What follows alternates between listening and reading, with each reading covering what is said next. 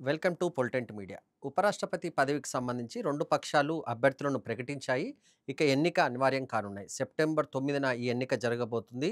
ఇప్పటికే ఎన్‌డీఏ ఏదైతే ఉందో ఆ పార్టీ ఇప్పటికే తమిళనాడుకి సంబంధించిన రాధాకృష్ణన్‌ను తన అభ్యర్థిగా ప్రకటించింది. తాజాగా ఇండియా బ్లాక్‌కి సంబంధించి అంటే కాంగ్రెస్ పార్టీ మిగతా పక్షాలు కలిసి కూడా తమ అభ్యర్థిని కూడా ప్రకటించాయి.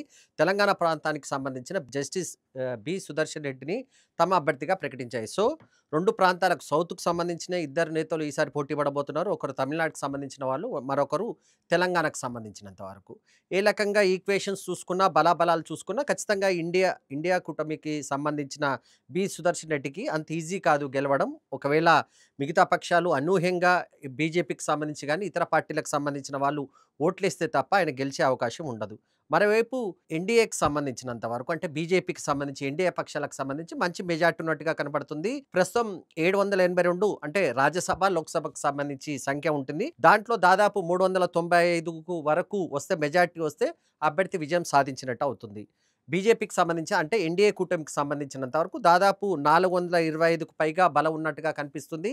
మరోవైపు ఇండియా బ్లాక్‌కి సంబంధించి 355 వరకు మాత్రమే బలం ఉన్నట్టుగా కనిపిస్తుంది. ఏ రకంగా చూసినా గానీ గెలుపు చాలా ఈజీగానే రాధాకృష్ణన్ గెలిచే అవకాశం ఉంది. ఉపరాష్ట్రపతి పదవికి సంబంధించి ఎన్నిక జరిగినప్పుడు ఖచ్చితంగా ఆయనే గెలిచే అవకాశం ఉంది.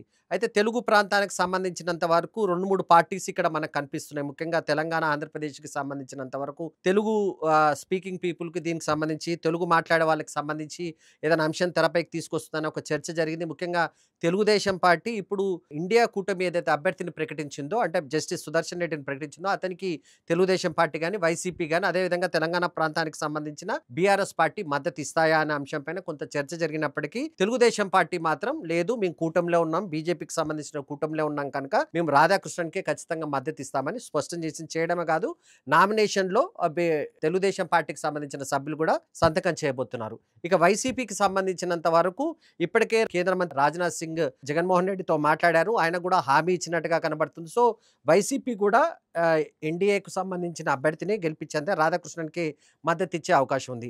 ఇక బీఆర్ఎస్ తెలంగాణ ప్రాంతానికి సంబంధించిన బీఆర్ఎస్ విషయానికొస్తే మాత్రం బీఆర్ఎస్ ఇంకా నిర్ణయం తీసుకున్నట్టుగా కనిపించట్లేదు. అయితే కాంగ్రెస్ పార్టీ బలపరిచిన అభ్యర్థికి మద్దతు ఇస్తుందా అంటే ప్రస్తుతం ఉన్న ఈక్వేషన్‌లో మద్దతు ఇచ్చే అవకాశం లేదు. అదే సందర్భంలో బీజేపీకి సంబంధించి బీజేపీ ప్రతిపాదించిన అభ్యర్థికి మద్దతు ఇస్తుందా అంటే కూడా ఆ అంశం పైన కూడా క్లారిటీ లేదు. ఒకవేళ ఎన్నిక జరిగితే దానికి గైర్హాజరయ్యే ఆలోచనలో కూడా బీఆర్ఎస్ ఉన్నట్టుగా కనబడుతుంది. మొత్తానికి ఎన్నిక మాత్రం అనివార్యం కాబోతుంది. సెప్టెంబర్ 9న ఉపరాష్ట్రపతి పదవికి సంబంధించి ఎన్నిక జరగబోతుంది.